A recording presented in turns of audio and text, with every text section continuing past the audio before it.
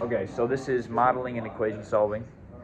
So the first thing we have to know for modeling and equation solving is what a mathematical model is, which is the basis of all of this. So a mathematical model is a set of numbers that essentially helps to illustrate a trend in order to predict behavior and to study the set.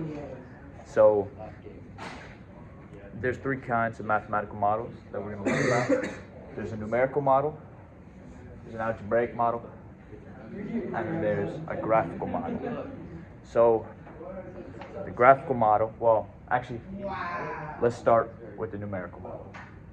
Unfortunately, I already had to re-record the video, so I can't write it out in live time, but the numerical model here, let's start with this. So let's say you're running a movie theater.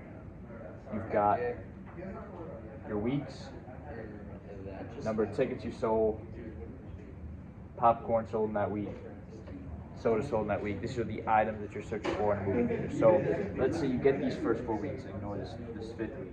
So you see, okay, week 1, 50 popcorn sold, 100 tickets sold, 20 soda sold. Week 2, 75 popcorn sold, 120 tickets sold, 13 soda sold. Week 3, 160 popcorn sold, 300 tickets sold, 60 soda sold. Week 4, 48 popcorn sold, 130 tickets sold, 70 soda sold. So then you say, okay, on week 5, I'm gonna analyze the trends here. I'm gonna look at the graph. I'm gonna look. It's not a graph. I'm gonna look at the numerical model, and I'm gonna say, okay, so maybe there's big movie came out this week. The last movie's kind of dying out. Big movie came out this week. It's hitting a little bit less this week.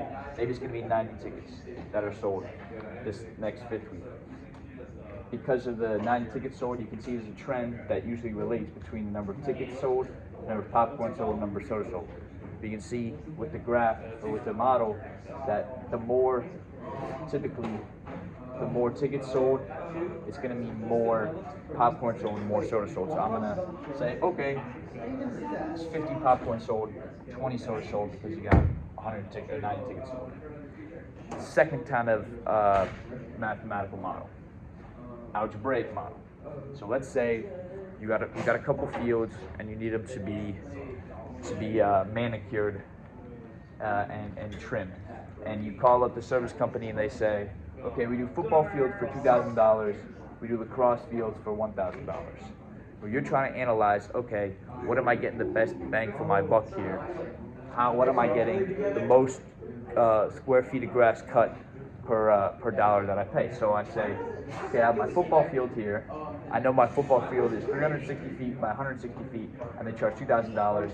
Lacrosse field I know is 330 feet by 120 feet long or wide, $1,000. So I say, okay, put it into a algebraic model.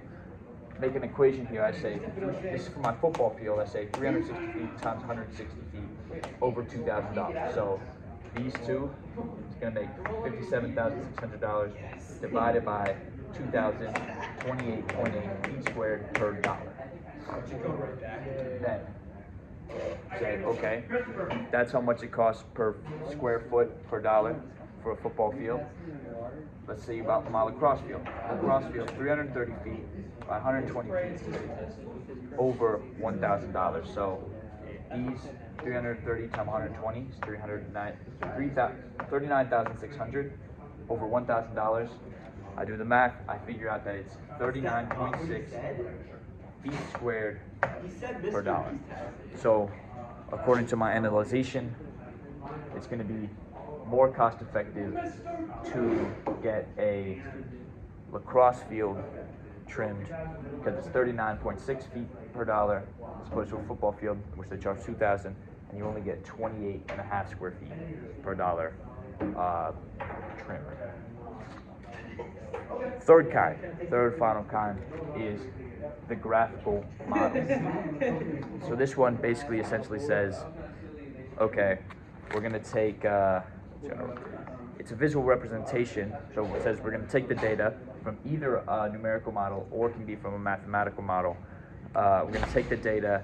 It's a model that uses it's a visual representation of a numerical or algebraic model that gives insight into the relationships between the variable quantities.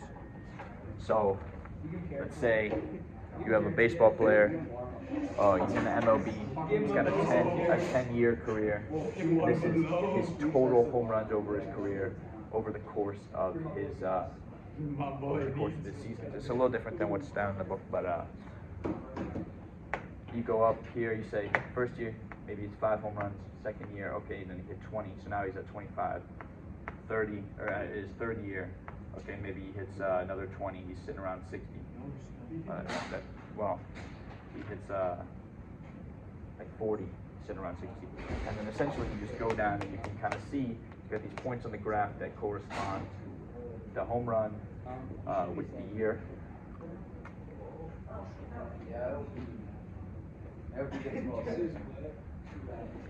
And that's gonna tell you that. Last thing you have to know. Actually, there's 2 more things. First thing is the zero factor property. I'm not going to write it down because I'm just going to say it to you. The zero factor property is basically telling you that a product of real numbers is 0 if and only if it is if at least one of the factors in the product is 0. So basically that tells us that if one of the factors in the product is 0, then that means that the product of the real numbers of the factor is going to be 0. But only if and only if at least one of the factors in the product is 0. And then the last thing is understand how do we solve these? Just get a better thing to understand in your head. These are the steps for solving mathematical models. So this is from a guy named Polya, who is one of the greatest known problem solvers. He says, first step you need, understand the problem. Second step, devise your plan. Third step, carry out the plan. And fourth step, look back, make sure everything's right. And that should basically explain to you how to do modeling and equation solving. And thank you for your time. I hope you learned.